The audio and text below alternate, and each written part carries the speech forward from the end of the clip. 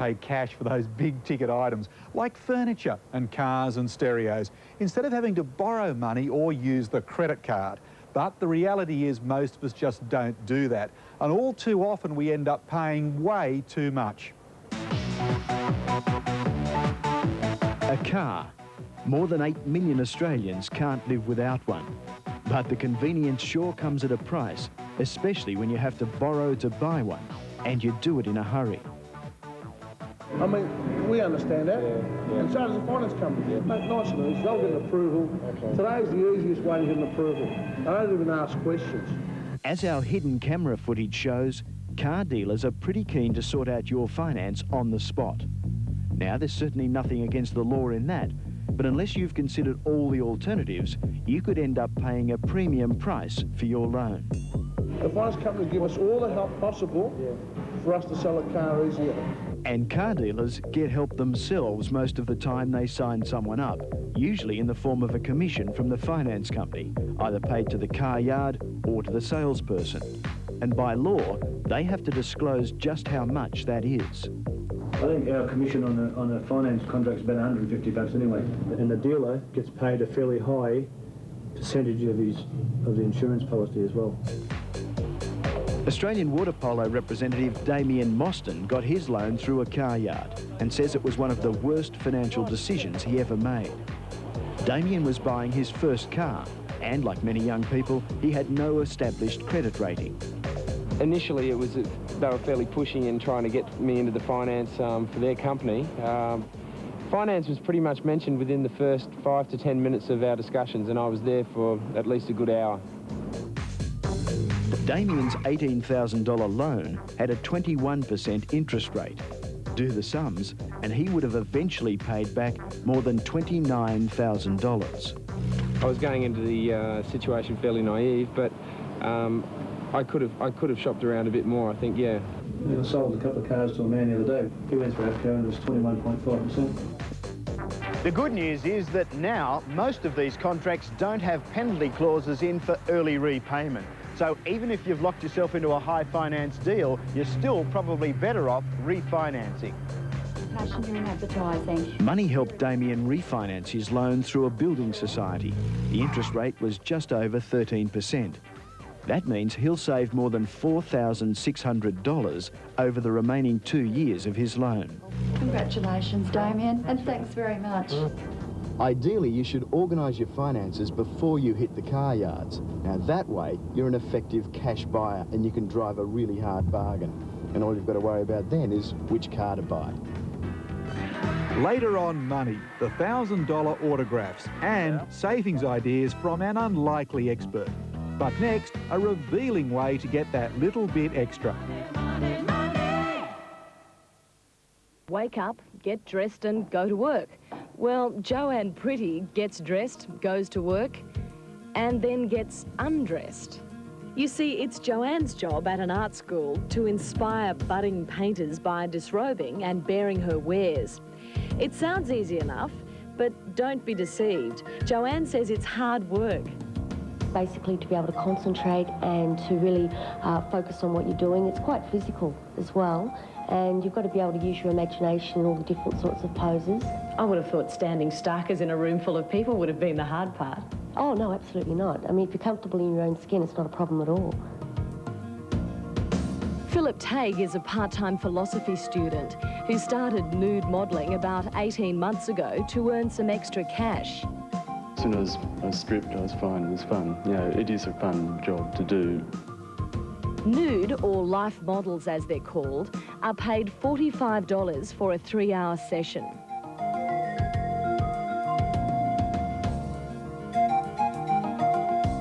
So if you're comfortable bearing it all and you'd like a job with flexible hours, well, still life modelling could be an easy money option for you. Money, money, money.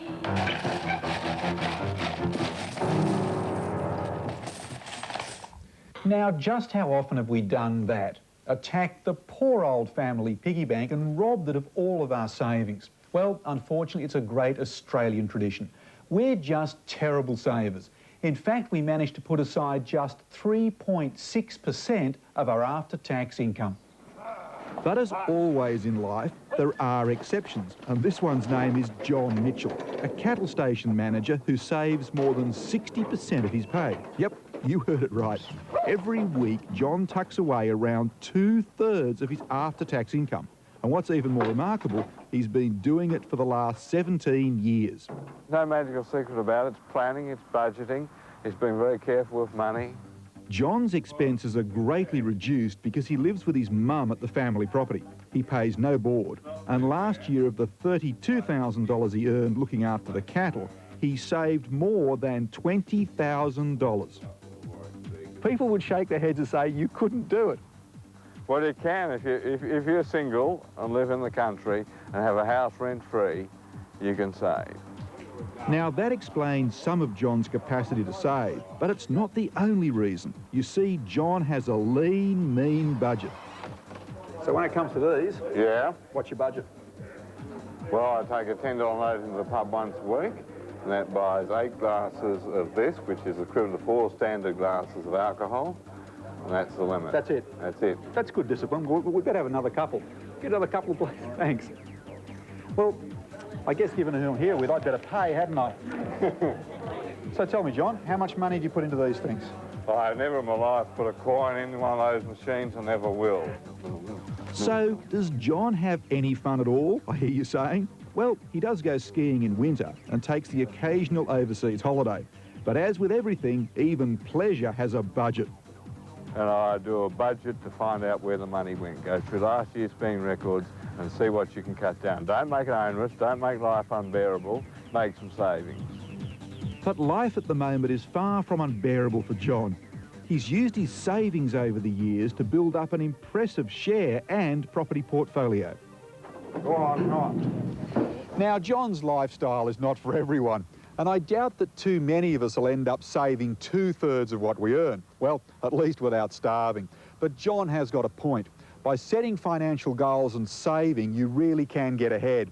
And you don't need to save hundreds of dollars a week. Just a couple will make a difference. Money, money, money. The first thing a parent will tell you is having children will change your life forever. Socially, emotionally, and of course, financially. You see, your bundle of joy is also going to cost you a bundle of money. In the first year of her little life, Jordan is going to cost her parents more than $10,000. Now, no parent wants to skimp when it comes to baby. So the trick is to tip the scales more in your favour.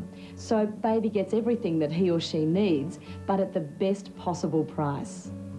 Karen is 19, 5 months pregnant and single. She'll be giving away her part-time work in July and is getting no financial support from the baby's father. So I thought, well, it's going to be really scary because no one's going to be helping me through it. And still, for Karen, making ends meet is going to be more than difficult. Luckily, she's been given a cot, but that's about it. The rest she'll have to buy. Have you actually sort of sat down and had a think about what you'd like to buy for the baby? not really. All I've really thought about is like nappies and what people are going to give me. Now, before you even think about going shopping for your new baby, you'll need to work out what's a necessity and what's an extravagance. Now, I'm going to do 2 columns, the things that you need and the things you'd like, but perhaps you don't need them. Right, a car seat. A pram. Clothes. Cloth nappies. Bunny rug. A baby bath, yeah. Okay, is that a need or a want, do you think? I think it's a need because you can't particularly bath a baby in a sink or a bath. Why not? The bath's too big. Why not? How come you can't bath it in the sink? Heaps of people do. Do they? Yeah. I don't know anyone that does. Well, we might put the baby bath as a want, because With the list in hand, we hit the second-hand shops to see just how far our money would stretch. What do you think? Yeah. Let's get it. I think we should get that. Okay, for $79, I think that's a bargain. I think that's for sure. New, it would have cost $299. Oh, I don't actually recommend buying second-hand car seats, but this one is excellent. And it's $100 less than retail price.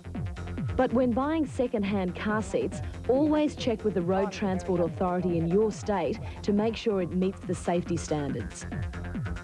Plastic pants. Plastic pants too. Right, we'll get those too. Yeah. Okay, what about some sheets? Beauty, let's have them. Yep.